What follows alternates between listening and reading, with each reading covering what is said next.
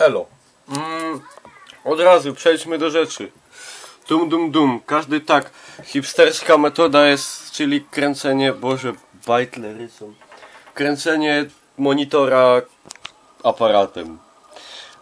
Zostało już niewiele czasu do E3. Pierwsza konferencja zaczyna się jutro o godzinie 18:30.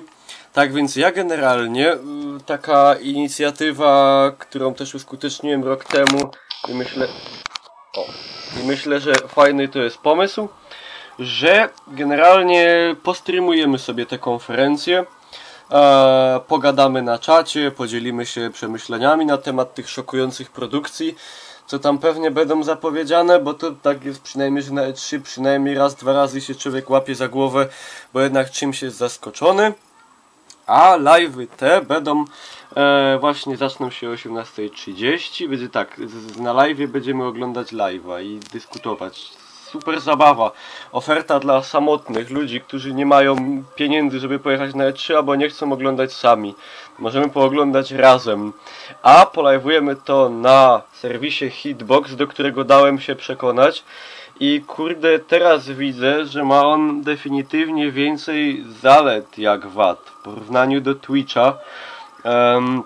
To już jest mój ładny, potworzony kanał.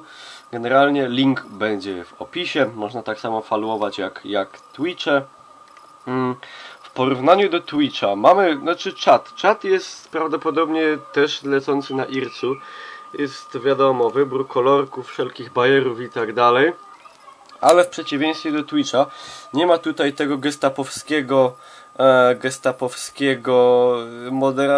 moderatorów, którzy po prostu łażą i tylko czyhają, żeby zbanować w pizdec.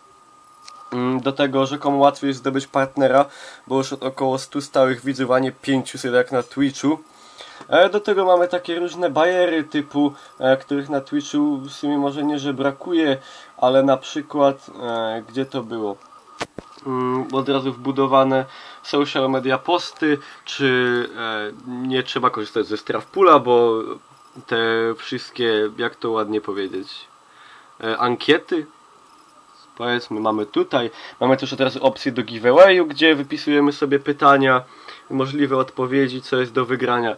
Tak więc fajne bajery, strona jest ładna, czysta, przejrzysta i największa chyba zaleta wobec Twitcha, lag na czacie to jest 3-4 sekundy. Gdzie na Twitchu on jest w porównaniu do tego potężny.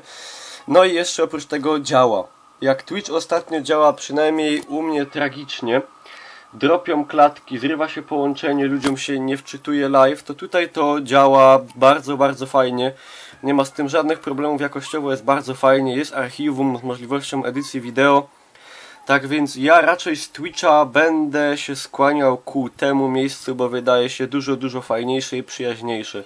Tak więc widzimy się jutro, 9 czerwca o 18:30 i cóż, może uda się obejrzeć cały, chociaż zazwyczaj się kończy 2, 3, 4 w nocy. Nie wiem, czy wysiedzimy, ale spróbujemy. Tak więc zapraszam, powinno być tak jak rok temu fajnie. To tyle z mojej strony. Trzymcie się, chowcie się, do jutra, pyrsk.